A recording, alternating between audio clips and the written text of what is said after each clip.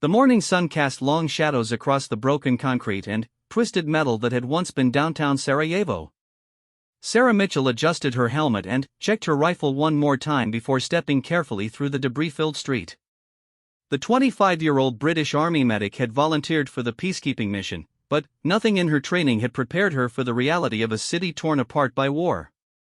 The smell of smoke still hung in the air 3 days after the latest bombing.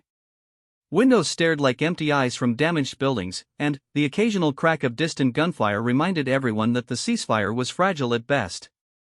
Sarah's unit had been assigned to patrol this sector, looking for survivors and providing medical aid to anyone who needed it. She moved slowly, her boots crunching on broken glass and rubble. Every shadow could hide a sniper, every doorway might conceal danger. The weight of her medical pack pulled at her shoulders, but she had insisted on carrying extra supplies. In a place like this, you never knew when someone might need help. The crying reached her ears before she saw anything else. It was soft at first, almost lost among the other sounds of the ruined city. But Sarah had been trained to listen for signs of life, and something about this particular sound made her freeze in place. It was not the wailing of an injured adult or the panicked shouts she had heard from other survivors. This was different, younger, more frightened. Following the sound, Sarah picked her way carefully through a gap in what had been the wall of an apartment building. The structure had taken a direct hit from artillery fire, leaving only the ground floor partially intact. Chunks of concrete and rebar created a maze of dangerous passages, but the crying was definitely coming from somewhere inside. "Hello?" Sarah called out in what little Bosnian she had learned. "Is someone there? I am here to help." The crying stopped immediately, replaced by a tense silence that made Sarah's heart race. She knew that civilians had every reason to fear soldiers, even peacekeepers. Too many people in uniform had brought nothing but violence to this city. She tried again, this time in English, hoping that somehow the person might understand. "My name is Sarah. I am a medic with the British Army. I want to help you." A small voice answered from somewhere deeper in the ruins, speaking rapid Bosnian that Sarah could not understand. But the tone was clear enough, fear mixed with desperate hope. Sarah began moving toward the voice, testing each step to make sure the floor would hold her weight. The path led her through what had once been someone's living room. Family photos lay scattered among the debris, their frames broken but the images still visible. A young couple smiled from their wedding day. Children played in a park that probably no longer existed. Sarah felt a familiar tightness in her chest as she realized that each destroyed building represented dozens of shattered lives. The crying started again, and this time Sarah could tell it was very close. She rounded a corner created by a fallen beam and found herself in what must have been a kitchen. The ceiling had partially collapsed, creating a small protected space beneath an overturned table. And there, huddled in the shadows, was a little girl. She could not have been more than 7 or 8 years old. Her dark hair was matted with dust, and her clothes were torn and dirty. But it was her eyes that hit Sarah the hardest. They held a kind of terror and loss that no child should ever have to experience. The girl pressed herself further back into her hiding spot when she saw Sarah's uniform. Sarah immediately set down her rifle, making sure it was far enough away that the girl could see she was not reaching for it. She pulled off her helmet as well, letting her brown hair fall loose around her shoulders. Sometimes looking more human and less like a soldier made all the difference. "It's okay," Sarah said softly, using the gentle tone she had once used when working in the children's ward at a London hospital. "I'm not going to hurt you. What's your name?" The girl stared at her for a long moment before whispering something in Bosnian. Sarah caught what sounded like Amira and smiled encouragingly. "Amira? That's a beautiful name. I'm Sarah." She pointed to herself. "Sarah." Amira's eyes darted between Sarah and the rifle on the ground. Her small body was shaking, whether from cold, fear, or shock, Sarah could not tell. Probably all three. The girl's lips moved as if she wanted to say something, but no sound came out. Sarah began to remove items from her medical pack, moving slowly so as not to startle the child. She pulled out a bottle of water first, then some emergency food rations. The girl's eyes followed every movement, but she remained pressed against the back wall of her makeshift shelter. "Are you hurt, Amira?" Sarah asked, gesturing to her own arms and legs to try to communicate what she meant. "Pain? Hurt?" The girl shook her head slightly, but Sarah noticed that she was favoring her left arm. There was no obvious bleeding, but something was definitely wrong. More importantly, Sarah could see that Amira was severely dehydrated. Her lips were cracked, and her skin had the pale, drawn look of someone who had not had enough water in days. Sarah opened the water bottle and took a small sip from it herself, then held it out toward Amira. This was a technique she had learned for dealing with traumatized civilians, showing that the food and water were safe by consuming some herself first. "Water," Sarah said, using one of the few Bosnian words she knew. "Voda." Amira's eyes fixed on the bottle, and Sarah could see the internal struggle playing out on the child's face. She was obviously desperately thirsty, but years of war had taught even the youngest civilians to be suspicious of strangers. The standoff continued for several minutes. Sarah remained perfectly still, holding out the water bottle with infinite patience. She had learned that pushing too hard or moving too fast could undo hours of careful trust building with traumatized patients. Finally, Amira began to move. She crawled forward just far enough to grab the bottle, then immediately retreated to her corner. She sniffed at the water first, then took a tiny sip. When nothing bad happened, she began to drink more eagerly, though she kept her eyes fixed on Sarah the entire time. While Amira drank, Sarah used the opportunity to study her more carefully. The girl was thin, probably undernourished for weeks or months. Her clothes suggested that her family had once been reasonably well off. The dress was well made, though now it was dirty and torn. Most concerning was the way she held her left arm, keeping it pressed close to her body as if movement caused pain. "Where is your family, Amira?" Sarah asked gently. "Mama? Papa?" At the mention of her parents, Amira's face crumpled and fresh tears began streaming down her cheeks. She began speaking rapidly in Bosnian, the words tumbling out between sobs. Sarah could not understand the language, but the meaning was clear enough. Something terrible had happened to this child's family. Sarah felt her own eyes beginning to water. She had seen too much death and suffering since arriving in Bosnia, but somehow the sight of this small, frightened girl hit her harder than anything else had. Maybe it was because Amira reminded her of her own niece back in England, or maybe it was simply that children represented everything innocent and hopeful that war destroyed. Moving very slowly, Sarah began to inch closer to Amira's hiding place. She kept her hands visible and continued talking in a soft, reassuring voice. It did not matter that the girl could not understand her words, the tone was universal. "I know you're scared," Sarah said. "I know you've been through terrible things. But, I promise you, I'm going to help you. I'm going to get you somewhere safe." Amira had stopped crying, but she continued to watch Sarah with huge, dark eyes. The water bottle was now empty, clutched tightly in her small hands like a lifeline. Sarah pulled out one of the emergency food rations, a chocolate bar that was part of the standard survival kit. She unwrapped it slowly, broke off a small piece, and ate it herself before offering the rest to Amira. This time, the girl did not hesitate as long. Hunger was apparently stronger than fear. She reached out quickly to take the chocolate, then retreated again to eat it. Sarah noticed that despite her obvious starvation, Amira ate slowly and carefully, as if she had learned to make every bit of food last as long as possible. "Good girl," Sarah murmured. "That's it. You're doing great." The sound of distant explosions echoed across the city, and Amira immediately curled up into a tight ball, whimpering. Sarah felt a surge of protective anger. No child should have to live in constant fear of death falling from the sky. "It's okay," Sarah said firmly. "Those are far away. You're safe here with me." But, even as she said the words, Sarah knew they were not entirely true.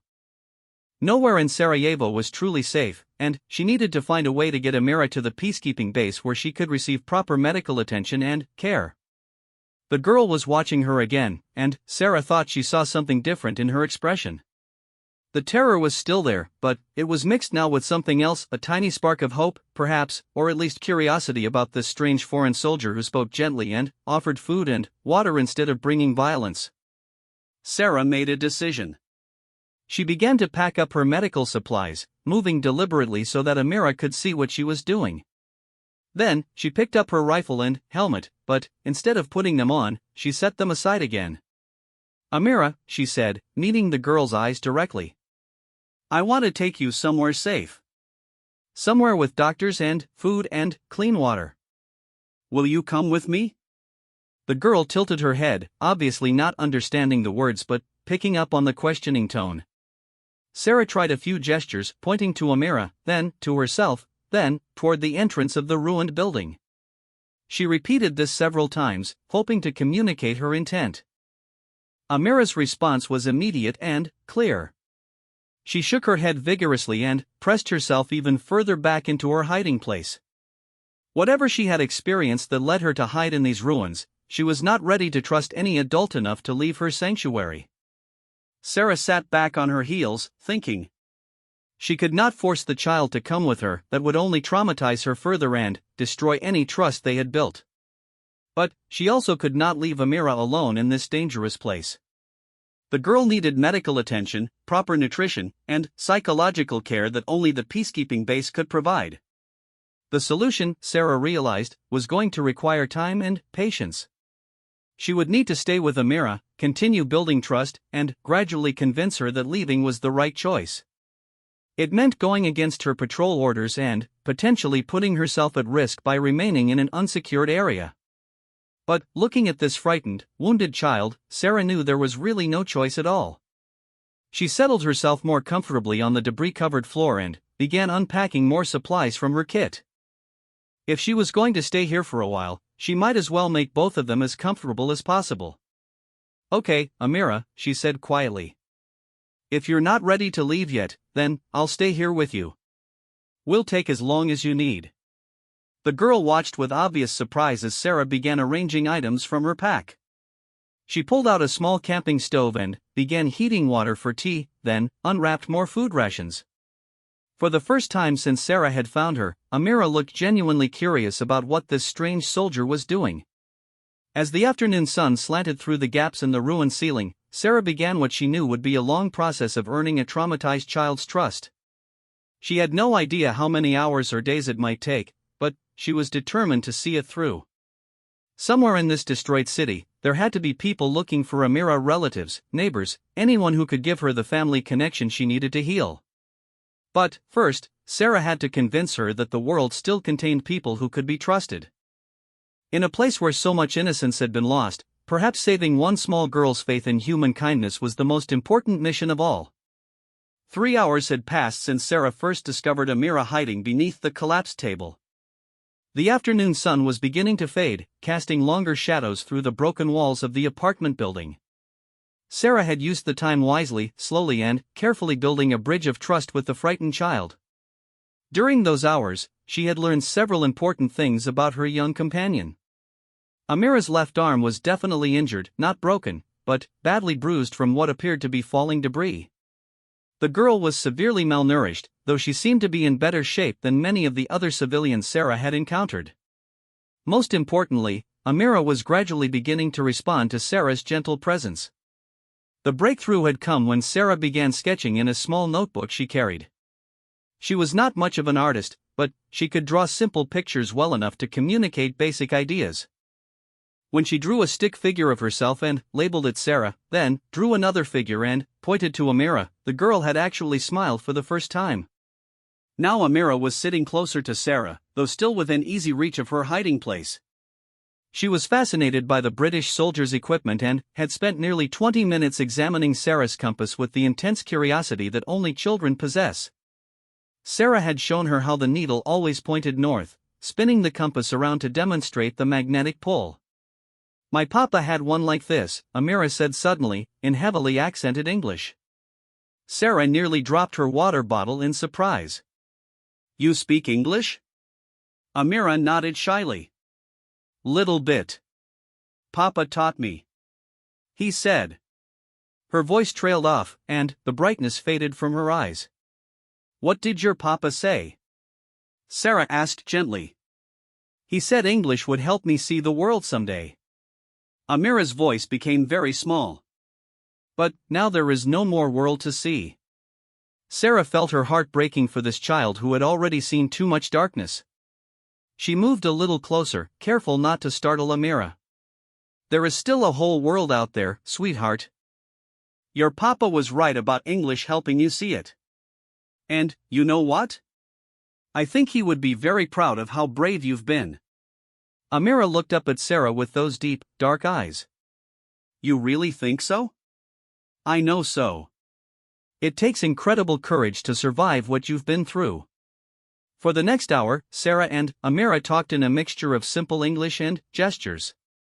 Sarah learned that Amira's father had been a translator who worked with various international organizations in Sarajevo. Her mother had been a teacher at a local school. They had lived in this very building until the bombing 3 days ago. Amira's account of what happened was fragmented and, sometimes confused, filtered through the perspective of a traumatized 8-year-old. But, the basic facts were clear enough. The family had been in their apartment when the shells started falling. They had tried to reach the basement shelter, but the building had been hit before they could make it to safety. Mama pushed me under the table, Amira whispered. She said to stay there no matter what happened. She said someone would come to help. And someone did come to help, Sarah said firmly. I'm here now. But, where is Mama? Where is Papa? The question hung in the air between them, heavy with implications that Sarah did not want to face. She had seen the other apartments in the building during her approach. She had seen the bodies. But, how could she explain to an 8-year-old that her parents were never coming back? How could she destroy what might be the only hope keeping this child functioning? I don't know, Amira, Sarah said finally. But, I know that they loved you very much, and they would want you to be safe. That's why I need to get you to where there are doctors and other people who can take care of you.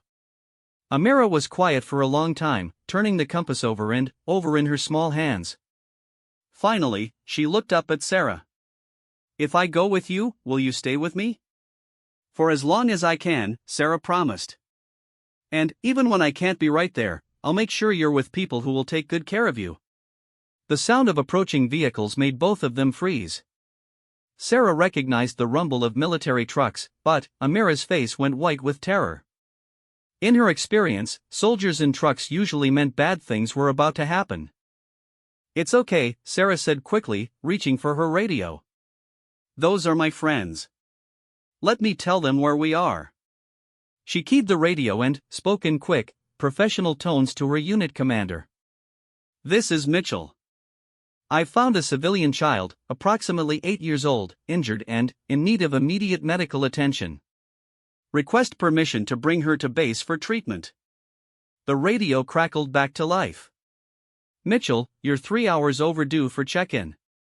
What's your status? I'm in the ruins of the apartment complex at grid reference 347 to 521. I have a young survivor who needs help. She's been hiding here since the bombing 3 days ago. There was a pause, then, her commander's voice came back. Roger that, Mitchell. We're sending a vehicle to your location. Can the child walk? Sarah looked at Amira, who was still clutching the compass and watching the radio with wide eyes. Amira, can you walk? Are your legs hurt? The girl nodded slowly. I can walk. But, I'm scared. I know you are. But, remember what I promised? I'm going to stay with you. The sound of the approaching vehicle was getting closer. Sarah could tell from Amira's body language that she was on the verge of bolting back to her hiding place. The child had finally begun to trust one person, but the idea of facing a whole group of strangers was clearly terrifying. Listen to me, Amira, Sarah said urgently. In a few minutes, some of my friends are going to arrive. They're good people, just like me, and they want to help you. But, I know it's scary to meet so many new people at once. Amira nodded, tears beginning to form in her eyes again. So here's what we're going to do, Sarah continued. I'm going to go outside first and talk to them. I'll explain about you and make sure they understand that you're frightened. Then, I'll come back and get you, and we'll walk out together. Does that sound okay? You promise you'll come back? Amira's voice was barely a whisper. I promise. And, look. Sarah took off her dog tags and placed them in Amira's hands. These are very important to me. I would never leave without them, so you know I have to come back. Amira examined the metal tags with their embossed information. She could not read all the English words, but she understood the significance of the gesture. Sarah was trusting her with something precious. The vehicle had stopped outside the building. Sarah could hear doors slamming and boots crunching through the debris. She grabbed her rifle and helmet, then paused to look back at Amira one more time. I'll be right back, she said firmly. Count to 100, and I'll be back before you reach the end. Sarah made her way through the ruins toward the entrance, her mind racing as she tried to figure out the best way to handle the situation. She needed medical support for Amira, but she also needed to make sure that her fellow soldiers understood they were dealing with a severely traumatized child who required special care. She emerged from the building to find 3 other members of her unit waiting by their armored vehicle. Sergeant Thompson, the unit medic, was already unpacking his medical kit. Corporals Jensen and Williams were scanning the area for potential threats. About time you checked in, Mitchell, Sergeant Thompson said with a mixture of relief and irritation. We were starting to think something had happened to you. Something did happen, Sarah replied. There's a little girl in there who's been through hell. Her name is Amira, she's 8 years old, and she's been hiding in that building since her family was killed in the bombing. The change in her comrades' expressions was immediate. All 3 men had children back home, and the thought of a young girl surviving alone in this devastated area hit them hard. What's her condition? Thompson asked, his medical training taking over. Dehydrated, malnourished, possible injury to her left arm. But the biggest issue is trauma. She's terrified of strangers, especially men in uniform. It took me 3 hours just to get her to trust me enough to drink some water. Thompson nodded grimly. Okay, so we take this slow. What do you need from us? Stay back when I bring her out, Sarah said. Let me do all the talking until she's comfortable. And, for God's sake, don't make any sudden movements. This kid has been living in constant fear for days. Corporal Jensen, who had 2 daughters of his own, spoke up. What about her family? Any chance there are other survivors? Sarah's expression darkened. I haven't told her yet, but I've seen the other apartments. There's nobody else alive in that building. The weight of that statement settled over the group. They had all dealt with civilian casualties before, but the death of children always hit hardest. Finding one survivor, especially such a young one, felt like a small miracle in the midst of so much tragedy. All right, Thompson said quietly. Bring her out when she's ready. We'll follow your lead. Sarah made her way back through the ruins, counting out loud as she walked so that Amira would hear her coming. When she reached the kitchen area, she found the girl exactly where she had left her, still holding the dog tags and still counting quietly to herself in English. 47, 48, 49. Amira looked up as Sarah appeared. You came back. Of course I did. I told you I would. Sarah knelt down beside Amira and smiled. My friends are waiting outside. They're very nice, and one of them is a doctor who wants to look at your arm. Amira's face scrunched up with worry. Are they loud? I don't like loud voices. No, they're not loud. I explained to them that you need quiet and gentle people around you. They all have little girls at home, so they understand how to be careful with children. This seemed to reassure Amira somewhat. She stood up slowly, testing her weight on her legs. She had been sitting in the same position for hours, and Sarah could see that she was stiff and sore. Here, let me help you, Sarah said, offering her arm for support. Together, they made their way through the debris field toward the entrance. Amira moved slowly, partly due to her physical condition and partly due to fear of what awaited her outside. She kept a tight grip on Sarah's hand and clutched the dog tags in her other fist. As they neared the entrance, Sarah could see her fellow soldiers waiting by their vehicle. True to their word, they had positioned themselves at a respectful distance and were keeping their voices low. Thompson had his medical kit ready but was making no move to approach until invited. "There they are," Sarah said softly to Amira. "The tall one with the medical bag is Sergeant Thompson. He's the doctor I told you about. The other two are Corporals Jensen and Williams. They're both daddies, just like your papa was." Amira stopped walking and stared at the three men. Sarah could feel the child's hand trembling in hers, but she also sensed that curiosity was beginning to overcome fear. "They look different from the soldiers who came before," Amira whispered. Sarah felt a chill run down her spine. "What soldiers came before, sweetheart?" But Amira had already started moving again, apparently deciding that these particular soldiers were acceptable. She walked slowly toward the group, staying close to Sarah's side but no longer trying to hide. Sergeant Thompson took his cue from Sarah and remained perfectly still as they approached. When they were about 10 feet away, he smiled gently and spoke in a voice barely above a whisper. "Hello, Amira. My name is David. Sarah tells me you've been very brave." Amira looked up at Sarah, who nodded encouragingly. Then, she looked back at Thompson. "Hello," she said quietly. "Sarah says you are a doctor." "I am. And I brought some special medicine that will help your arm feel better. Would it be okay if I looked at it?" Amira considered this for a long moment. Finally, she nodded and stepped slightly closer to Thompson, though she kept her grip on Sarah's hand. What happened next would change all of their lives in ways none of them could have imagined.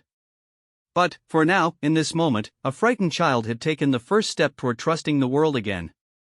And, for Sarah Mitchell, that felt like the most important victory she had ever achieved. 6 months later, Sarah Mitchell stood in the garden of a small house in the English countryside, watching Amira chase butterflies among the flowers.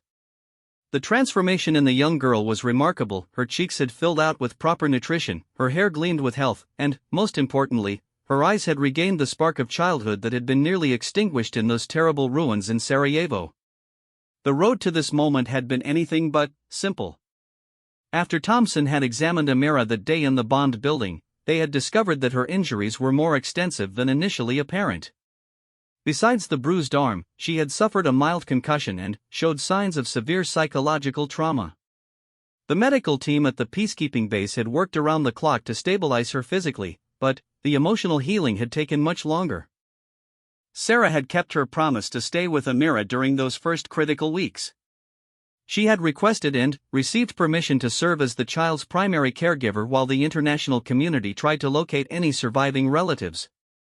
The search had been thorough but ultimately futile. Amira's extended family had been scattered by the war, and many had not survived the conflict.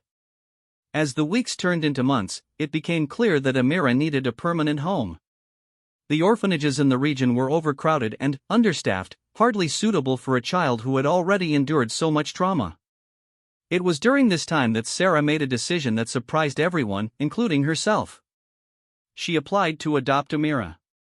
The process had been complicated, involving extensive paperwork, psychological evaluations, and coordination between multiple governments and international organizations.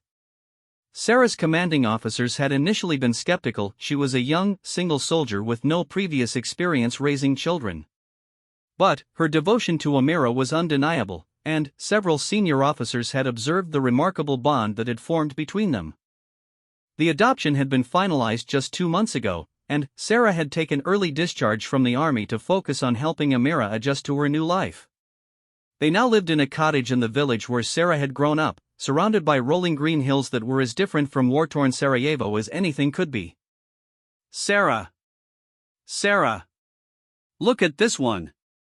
Amira called out, pointing excitedly at a particularly large butterfly that had landed on a nearby rosebush. Her English had improved dramatically, though she still spoke with a slight accent that reminded Sarah every day of how far they had both traveled. "It's beautiful, sweetheart," Sarah replied, walking over to admire the butterfly with her daughter. The word still felt new and wonderful in her mind, daughter. After so many years of military life, focused on duty and service, she had discovered that nothing compared to the joy of watching a child grow and heal. Can we take a picture to send to Uncle David? Amira asked. She had maintained close relationships with several members of Sarah's former unit, particularly Sergeant Thompson, who had become something of an honorary uncle. Of course we can, Sarah said, pulling out her camera. As she focused the lens on Amira's smiling face, she reflected on how much both of their lives had changed since that terrible day in the ruins. The healing process had not been easy. Amira had suffered from nightmares for months, and there were still certain sounds, aircraft flying overhead, sudden loud noises, that could trigger flashbacks to the bombing.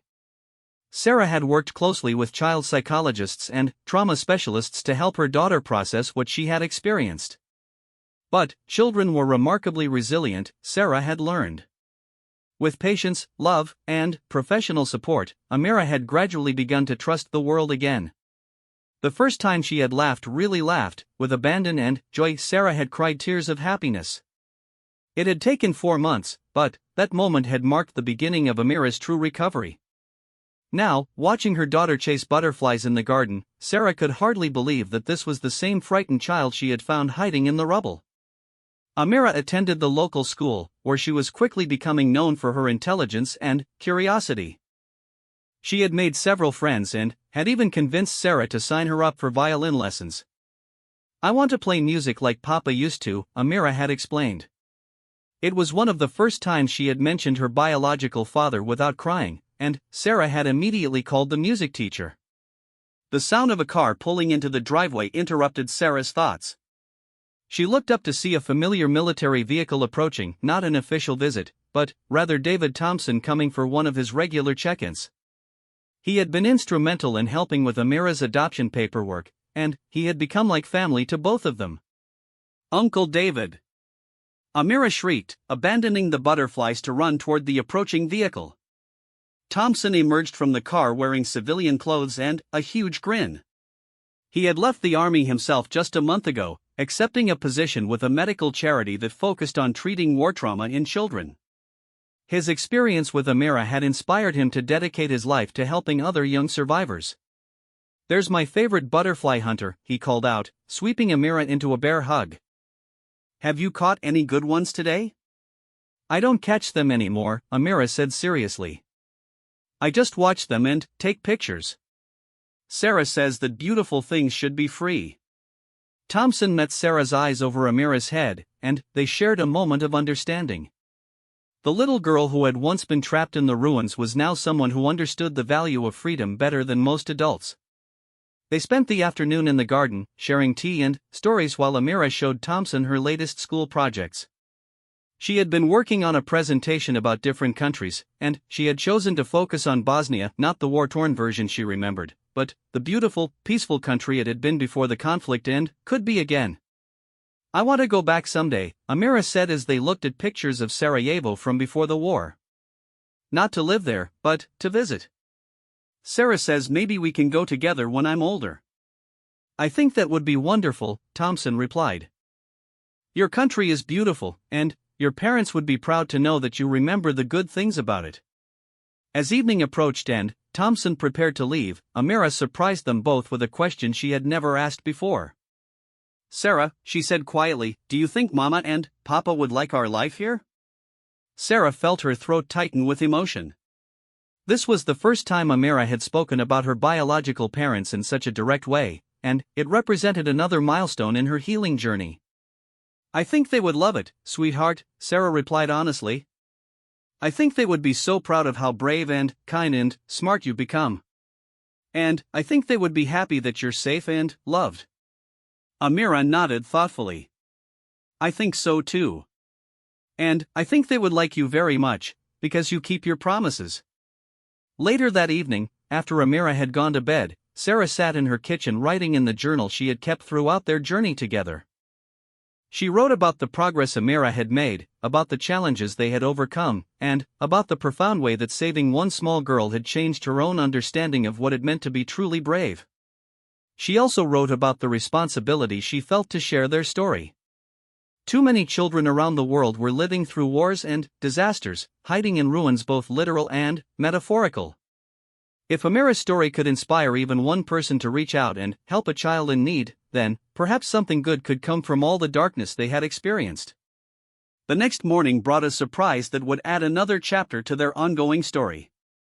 Sarah received a phone call from an international children's charity that had heard about her experience with Amira.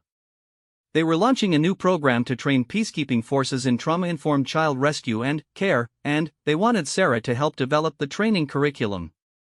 It would mean some travel, the program director explained, and quite a bit of time spent training soldiers and aid workers. But you would be helping to ensure that other children in crisis situations received the kind of care that made such a difference for your daughter. Sarah looked out the window at Amira, who was already in the garden examining her butterfly photographs from the previous day. The girl had come so far from the terrified child hiding in the ruins, but Sarah knew that her recovery was due in large part to the patience and understanding she had received from everyone involved in her rescue and adoption. How many other children were out there right now, hiding in their own ruins, waiting for someone to find them and show them that the world could still be trusted? How many soldiers and aid workers were encountering traumatized children but lacked the knowledge to help them effectively? I'm interested, Sarah told the program director. But I have one condition. My daughter comes with me when it's appropriate, and she gets to tell her own story to those who are ready to hear it. She's become quite an advocate for other children who have experienced trauma. It was true. As Amira had healed and grown more confident, she had begun speaking to child psychologists and aid workers about her experience. She had an intuitive understanding of what frightened, traumatized children needed to hear, and her insights had already helped several other young survivors begin their own healing journeys. 3 weeks later, Sarah and Amira found themselves at a training facility in Switzerland, surrounded by peacekeeping forces from around the world. Sarah was teaching a workshop on trauma-informed child rescue techniques, while Amira sat in the front row, occasionally adding her own perspective to the discussion. The most important thing, Amira told a group of surprised soldiers, is that you have to mean it when you say you want to help. Children can tell the difference between someone who really cares and someone who is just doing their job. A young British medic raised her hand. What made you trust Sarah when you were so frightened of other soldiers? Amira thought carefully before answering. She took off her helmet so I could see her face. She shared her water with me before she asked me to trust her. And she didn't try to make me leave my hiding place before I was ready. She stayed with me until I felt safe. The room was completely silent as the soldiers absorbed this wisdom from someone who understood fear and trauma in ways they could never imagine. Many of them had children at home, and the thought of their own sons and daughters hiding alone in bombed buildings was almost too terrible to contemplate. But there was hope in Amira's presence as well. Here was living proof that even the most traumatized children could heal when they received the right kind of care. Her confidence, her intelligence, her joy in simple things like butterflies and music, all of it testified to the resilience of the human spirit. As the training session concluded, a grizzled sergeant from the Canadian Forces approached Sarah and Amira. "Ma'am," he said to Sarah, "I've been doing peacekeeping work for 15 years, and I thought I knew how to handle civilian casualties. But listening to your daughter today, well, she's taught me things that should be in every soldier's handbook." He turned to Amira. "Young lady, you are one of the bravest people I've ever met. And if I ever find a child who needs help the way you did, I'm going to remember everything you've told us." Amira beamed at the praise, but her response showed the maturity that had grown from her difficult experiences. "Just remember to be patient," she said. "And remember that scared children need to see kindness in your face before they can hear it in your words." That evening, as they walked through the training facility's gardens, Sarah reflected on how far they had both come since that day in the ruins. What had begun as a simple act of human compassion had grown into something much larger, a mission to ensure that other children in crisis would receive the care and understanding they needed to heal. "Do you ever miss the army?" Amira asked as they sat on a bench overlooking a small pond. Sarah considered the question carefully. "I miss some parts of it," she said honestly. "I miss the sense of serving something bigger than myself. But now I realize that helping one child, helping you, was more important than any other mission I could have been given." Amira leaned against Sarah's shoulder, something she had started doing when she felt particularly content or secure. "I'm glad you found me that day," she said quietly. "I'm glad I found you too, sweetheart. You changed my whole life." "For the better?" Sarah smiled, thinking of the cottage in England, the butterfly pictures, the violin lessons, and the profound joy of watching her daughter discover that the world was full of beauty and possibility. "For the very best," she said firmly. As they sat together in the fading light, surrounded by the peaceful Swiss countryside, it was hard to imagine that either of them had ever known the terror and destruction of war. But Sarah knew that they would never forget where they had come from, or the lessons they had learned about the power of human compassion to heal even the deepest wounds. Tomorrow they would return to England, to their quiet cottage and normal life. But they would also continue their work, training others to recognize that in the midst of any crisis, there might be a frightened child hiding in the ruins, waiting for someone brave enough to offer help and patient enough to earn their trust. And, maybe, Sarah thought as she watched Amira feed breadcrumbs to the ducks in the pond, that was the most important work of all.